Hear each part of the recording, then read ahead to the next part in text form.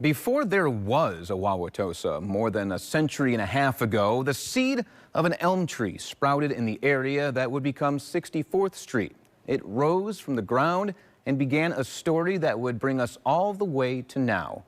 Jenna Wells brings us the story. On the east side of Wauwatosa, a piece of history hard to miss. We love the tree. A towering American elm tree made Matt Retzer and Sara Werner's home on North 64th Street a landmark of sorts. Our bedroom's actually right underneath the tree in the top level. So we see it every morning. We see it before we go to bed. The house was built in 1901. After Matt and Sara moved in 2005, they had a tree specialist come by. He took one look at it. He, kind of peered up and he's like, yeah, I think there's a bigger one in Madison, but this one maybe is the second biggest in the state. And he said, but in order to get it officially measured, you have to have somebody climb it and drop a tape measure. And we're like, yeah, it's okay. We don't need to be in the record book. Almost 7 feet in diameter and close to 200 years old, the elm's stature has long sparked interest. But we've had lots of people actually stop us and tell us many stories about how it's the biggest one. And we don't have proof, but we kind of believe it when so many people tell us. Over the years, the tree became famous, attracting visitors of all kinds. A while back, we had somebody stop by and say, I'm an actual tree hugger, and can I hug your tree? Like, yeah, sure. I mean, you won't get your arms very far around it, but, go for it.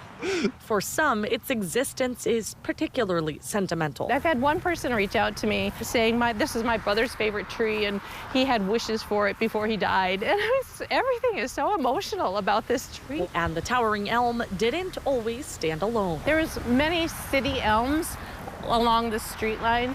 And one by one, we've just watched them die. Its species, Ulmus americana, is slowly disappearing, decimated by Dutch elm disease. From my understanding, it was a beetle that carries the disease, and they go from tree to tree. Which brings us to now.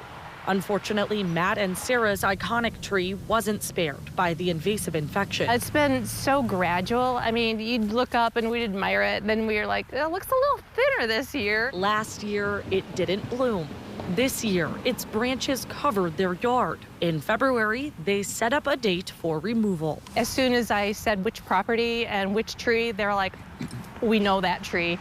We watch that tree. We love that tree. It's an odd thing because it's like you're paying to take something away, and that's, usually pay to bring something in.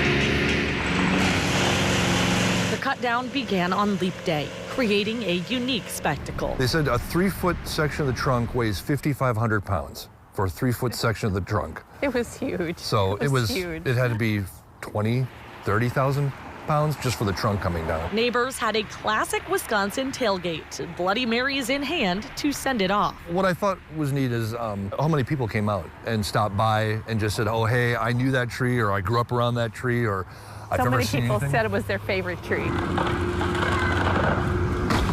They counted at least 154 rings in its trunk, a reminder of how deep its roots truly ran. You start thinking about all the history that was there and how much the tree has, seen and how we're really just a small part of that. Now, an empty lawn, a blank canvas, a chance for something new. I don't know exactly what I'm going to do with the yard. It's going to change everything, and I've got a lot of planting to do.